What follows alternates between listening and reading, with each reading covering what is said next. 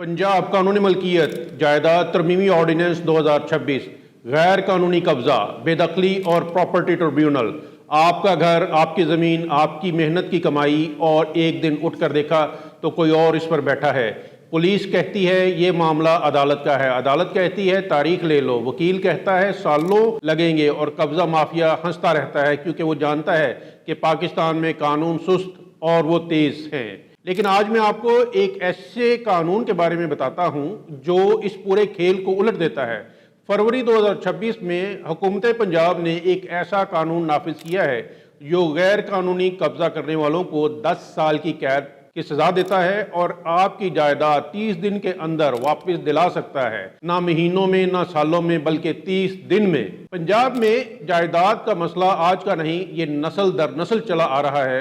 हम सब ने ये कहानियां सुनी हैं, भाई ने भाई की ज़मीन पर कब्जा कर लिया, सोसाइटी ने प्लॉट का कब्जा नहीं दिया, कोई जाली मोटेशन करवा गया और असल मालिक कोर्ट के धक्के खाता रहा। पुराने निज़ाम में एक सिविल सूट का फैसला होने में 20 से 30 साल लग जाते थे और इस दौरान गैर कानूनी काबिज वहां आबाद रहता था। सन 2025 में हुकूमत पंजाब ने पहली बार Punjab protection of ownership immovable property act 2025 नाफिज किया, लेकिन इस कानून में एक बुनियादी खामी थी। फैसले एग्जीक्यूटिव कमेटीज कर रही थी जिनमें अदालती नुमाइंदगी कमजोर थी। लाहौर हाई कोर्ट ने इस कानून को ड्यू प्रोसेस और सेपरेशन ऑफ पावर की खिलाफ वर्जी की बुनियाद पर सस्पेंड कर दिया। यानी हुकूमत की नीयत ठीक थी लेकिन तरीकेकार में आईनी मसला था। फिर 17 फरवरी 2026 को गवर्नर पंजाब सरदार सलीम हैदर खान साहब ने एक तरमीमी ऑर्डिनेंस जारी किया, Punjab protection of ownership of immovable property amendment ordinance 2026, जिसने पिछली तमाम खामियों को दूर किया और एक मजबूत अदालती ताकत से लैस निज़ाम तश्कील दिया। आज हम इस कानून की तफसील समझेंगे। सबसे पहले बात करते हैं पंजाब प्रॉपर्टी ट्रिब्यूनल की, जो इस कानून का मरकजी स्तून है। पुराने कानून में रिटायर्ड जजों को ट्रिब्यूनल का सरबराह बनाने की बात थी, लेकिन इस पर लाहौर हाई कोर्ट को एतराज था। नए ऑर्डिनेंस में ये मसला हल कर दिया गया। अब हर जिले में एक पंजाब प्रॉपर्टी ट्रिब्यूनल कायम कर दिया गया है जिसकी सरबराही एक सर्विंग एडिशनल सेशन जज करेंगे। यानी ये ट्रिब्यूनल एक बाकायदा अदालत है। ये फ़आल सेशन जज की ज़ेर सदारत, जिसके पास एक्सक्लूसिव जुरिस्डिक्शन होगी, यानी जायदाद की ऑनरशिप और पोजेशन के तमाम तनाज़ात सिर्फ यही ट्रिब्यूनल सुनेगा। ये बैक वक्त सिविल कोर्ट और सेशन कोर्ट के इख्तियारात इस्तेमाल कर सकता है। और सबसे अहम बात, इस ट्रिब्यूनल के सामने वो मुकदमात नहीं आ सकते जो पहले से फेडरल कॉन्स्टिट्यूशनल कोर्ट या सुप्रीम कोर्ट या लाहौर हाई कोर्ट में ज़ेर समाअत है। यानी जुरिस्डिक्शनल क्लैरिटी मुकम्मल तौर पर कायम की गई है। अब आए सिक्योरिटी कमेटी की तरफ। पुराने कानून में डिस्प्यूट रेजोल्यूशन कमेटी हुआ करती थी लेकिन वो कमजोर थी। नए ऑर्डिनेंस ने इसे एक ताकतवर सिक्योरिटी कमेटी से बदल दिया है। इस कमेटी में ये अफसरान शामिल है जिनमें commissioner, district police officer, additional deputy commissioner revenue, assistant commissioner, sub divisional police officer, circle revenue officer और मुतलका थाने का इंचार्ज। यानी इस कमेटी में जिले की रेवेन्यू मशीनरी भी है, पुलिस भी है और इंतजामी इख्तियार भी। जब ये कमेटी मैदान में जाएगी, कागजात की जांच करेगी, डिजिटल रिकॉर्ड देखेगी, तो कोई भी जाली मोटेशन या झूठा ऑनरशिप क्लेम छुपा नहीं रह सकेगा।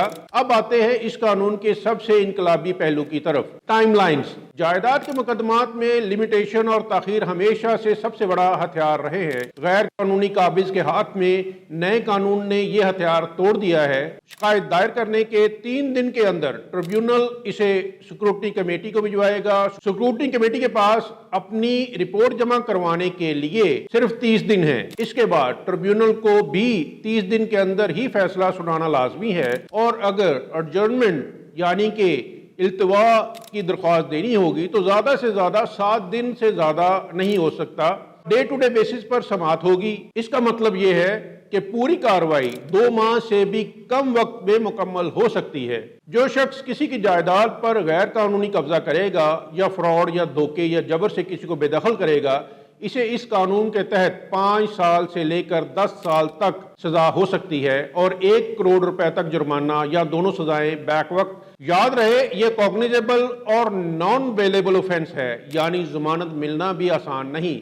और कानून ने एक और जरूरी एहतियात भी शामिल की है। अगर कोई शख्स झूठी शिकायत दायर करे تو اسے بھی 5 سال قید اور 5 لاکھ روپے تک کا جرمانہ ہو سکتا ہے۔ یعنی یہ قانون صرف قابضین کو نہیں روکتا بلکہ بے بنیاد ہراسمنٹ کو بھی روکتا ہے۔ ایک اہم توسیع اس قانون میں ایکیوزڈ یعنی ملزم کی تعریف کو وسیع کر دیا گیا ہے۔ اب ملزم یعنی ایکیوزڈ صرف کوئی فرد نہیں بلکہ کمپنیاں، کارپوریشنز یا پارٹنرشپ فرمیں، سوسائٹیز، ٹرسٹ، حتیٰ کہ مذہبی ادارے بھی اس قانون کے تحت ملزم قرار پا سکتے ہیں۔ یعنی ہاؤسنگ سوسائٹیز نے قبضہ کیا تو اس کے ڈائریکٹرز ذاتی طور پر جواب دہ ہوں گے جب تک وہ ثابت نہ کریں کہ انہوں نے قانونی طریقے سے عمل کیا اور قانونی طریقے سے زمین حاصل کی ہے۔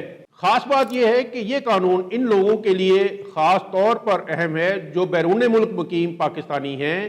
اوورسیز پاکستانیز ہمیشہ سے قبضہ مافیا کا آسان ہدف رہے ہیں کیونکہ وہ موجود نہیں ہوتے۔ نئے قانون نے ڈیجیٹل ہیئرنگ اور الیکٹرانک فائلنگ کی سہولت فراہم کی ہے، یعنی بیرون ملک بیٹھے ہوئے مالک بھی لیگل ریپرزنٹیشن کے ذریعے اپنا مقدمہ لڑ سکتے ہیں۔ پنجاب لینڈ ریکارڈز اتھارٹی یعنی پیلرا کے ڈیجیٹل ریکارڈ سے مدد لی جا سکے گی۔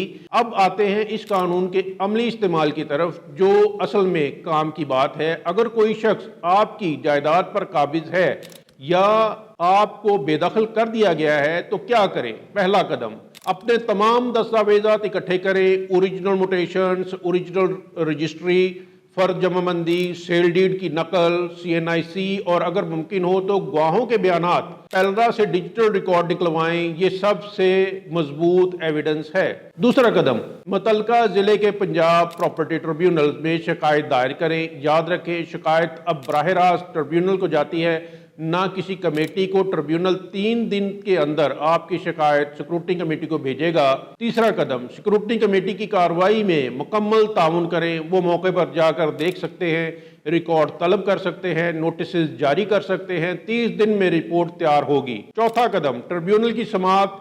یاد رکھیں یہاں بھی برڈن آف پروف کا اصول لاگو ہوتا ہے، یعنی آنرشپ اور پرائر پوزیشن کا ثبوت دے۔ غیر قانونی قابض کو یہ ثابت کرنا ہوگا کہ وہ لافل اتھارٹی سے وہاں پر قابض ہے۔ اگر نہیں کر سکا تو وہ فیصلہ آپ کے حق میں ہوگا اور قابض بے دخل ہوگا۔